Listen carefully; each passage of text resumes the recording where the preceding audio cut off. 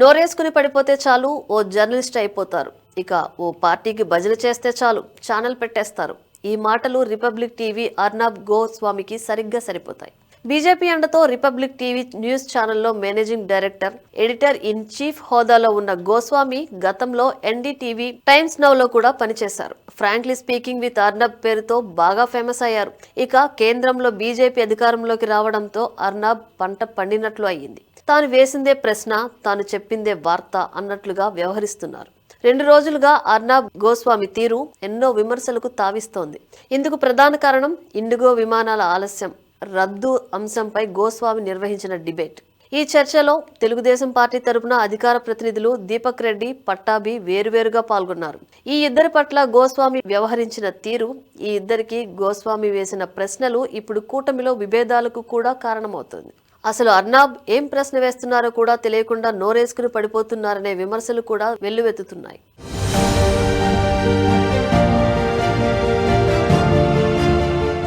IndiGo airlines అనే ఓ private సంస్థ తన సర్వీసులను రద్దు చేసింది. దీనివల్ల ప్రయాణికులు తీవ్ర ఇబ్బందులకు గురయ్యారు. దీనిపైన ఇప్పటికే కేంద్ర పౌర విమానయాన శాఖ మంత్రి కింజరపు రామ్మోహన్ నాయుడు 4 రోజులుగా అధికారులతో, సంస్థ ప్రతినిధులతో చర్చలు జరుపుతూనే ఉన్నారు. అదే సమయంలో ఇండిగో సంస్థ కూడా ప్రయాణికులకు డబ్బులు తిరిగి చెల్లించాలని డెడ్లైన్ పెట్టారు. అలాగే టికెట్ ధరలు పెంచితే చూస్తూ ఊరుకునేది లేదని ఇతర ఎయిర్లైన్స్ సంస్థలకు వార్నింగ్ కూడా ఇచ్చారు. ఇక ప్రయాణికులు ఇబ్బందులకు గురికాకుండా ప్రత్యేక రైళ్లు ఏర్పాటు చేసుకున్నారు కూడా. ఇక తాజాగా రాజ్యసభలో కూడా ఇదే విషయంపై రామ్మోహన్ నాయుడు ప్రకటన చేశారు. ఇండిగో సిబ్బంది రోస్టరింగ్, అంతర్గత ప్రణాళిక వ్యవస్థలో సమస్యల కారణంగా ఈ సంక్షోభం తలెత్తిందని, ఏవియేషన్ మేనేజ్మెంట్ సిస్టమ్ సాఫ్ట్వేర్ కారణం కాదని స్పష్టం చేశారు.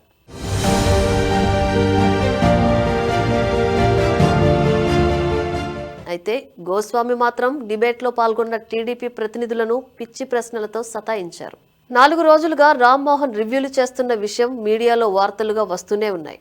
కానీ గోస్వామి మాత్రం మీ మంత్రి ఎక్కడా అంటూ రామ్మోహన్ నాయుడును టీడీపీ ప్రభుత్వంలో ఉన్న మంత్రిగా పోల్చారు.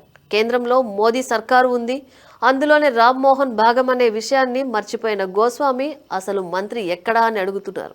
ఇందులో కేంద్ర ప్రభుత్వ వైఫల్యం లేదని, కేవలం రామ్మోహన్ వైఫల్యమని ఇష్యూ డైవర్ట్ చేసేలా గొంతేసుకుని పడిపోయారు. ఇక మరో అడుగు ముందుకు వేసిన గోస్వామి ఇది రామ్మోహన్ వైఫల్యమని, కాబట్టి రాము వెంటనే తన కేంద్ర మంత్రి పదవికి రాజీనామా చేయాలని డిమాండ్ చేశారు కూడా. అయితే ఇక్కడే అసలు విషయం బయటకు రాకుండా గోస్వామి చాలా జాగ్రత్తలు తీసుకున్నారు. ఈ వివాదంలో అదానీ పాత్ర కీలకమనేది విపక్షాలు చేస్తున్న ఆరోపణ.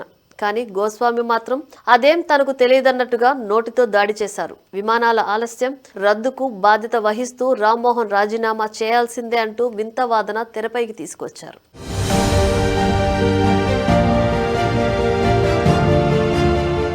గోస్వామికి నెటిజన్లు, టీడీపీ అభిమానులు ఘాటుగా బదిలిస్తున్నారు. ప్రైవేటు విమానాల ఆలస్యం, రద్దుకే రాము రాజీనామా అడుగుతున్న గోస్వామి ప్రతిరోజు దాదాపు అన్ని రైళ్లు ఆలస్యం అవుతున్నాయని, 10ల సంఖ్యలో రైళ్లు రద్దు అవుతున్నాయని ప్రశ్నిస్తున్నారు.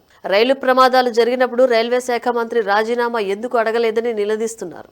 ఇక అసోం హింస, పహల్గామ్ ఉగ్రదాడి, ఢిల్లీ పేలుడు వంటి దాడులు జరిగినప్పుడు కేంద్ర హోంమంత్రి అమిత్ షా, ప్రధాని మోదీ రాజీనామా ఎందుకు డిమాండ్ చేయలేదని ప్రశ్నిస్తున్నారు.